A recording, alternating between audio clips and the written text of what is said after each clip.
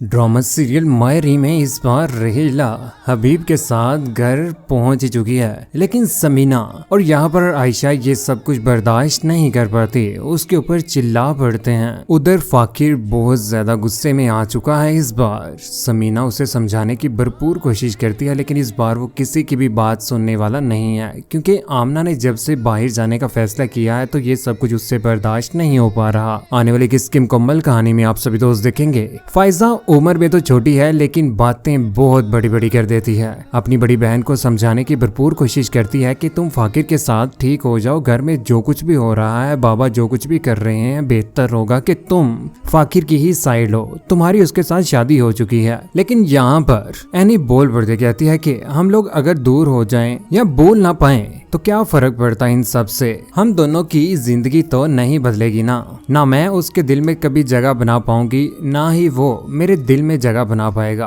बचपन में ही शादी करती थी उसके दिल में, तो मुझे आज भी लगता है कि आमना ही है, उसी के ख्यालों में खोया हुआ है। लेकिन फायजा उसे कहती है कि वो तुम्हारे साथ मोहब्बत करता है, तुम्हारे बगैर वो रह नहीं सकता, इसीलिए तो तुम्हारे साथ दुख सुख भी बोलता है अपने। एनी कहती है कि तुम्हें पता है मैंने फाकिर को आज तक ऐसे कभी भी रोते हुए नहीं देखा, मुझे तो ऐसे ही लगता है कि वो आमना के लिए ही रो रहा था। फायजा तो उसे समझाती है, लेकिन एनी को समझ किसी किस्म की कोई भी नहीं आती। उधर फाकिर सुबह उठते ही अपनी घड़ी पहनकर निकल पड़ता है। उसे गुस्से में देखकर यहाँ पर समीना उसे रोक लेती, कहती है कि घर के मामलात और काम के मामलात को अलग अलग ही रखो, इसी में तुम्हारी बेहतरी ही है। लेकिन फाकिर तो इस बार आमना के साथ मुलाकात करने के लिए गाड़ी में बैठकर निकल जाता है, बहुत ज्यादा गुस्से में होता है। फाकिर बहुत ज्यादा परेशान है, उसे तो समझ ही नहीं आ रही कि वो क्या करे। हो सकता है आने वाले वक्त में उसका एक्सीडेंट भी हो जाए। उधर हबीब साहिब जिन्होंने इस बार फैसला कर लिया है कि वो रहीला को इस घर में लेकर आएंगे। रहीला का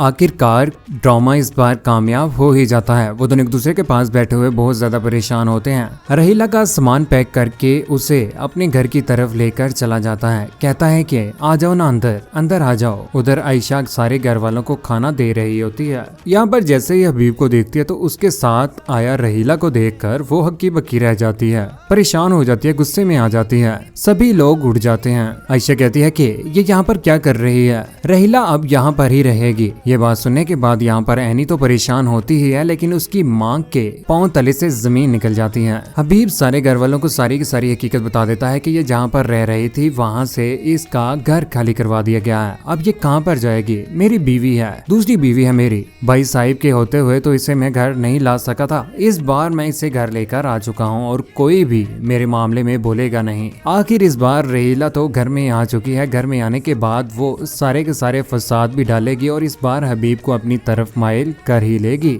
घर में चोरियां डकैती करना उसका काम हुआ करेगा, लेकिन हबीब ये सब कुछ बर्दाश्त नहीं करेगा जब रहीला के ऊपर इल्जामात लगेंगे। लेकिन आने वाले वक्त में हबीब और रहीला के दरमियान तो लड़ाई होनी ही है। आखिर कब तक रहीला की जीत होगी।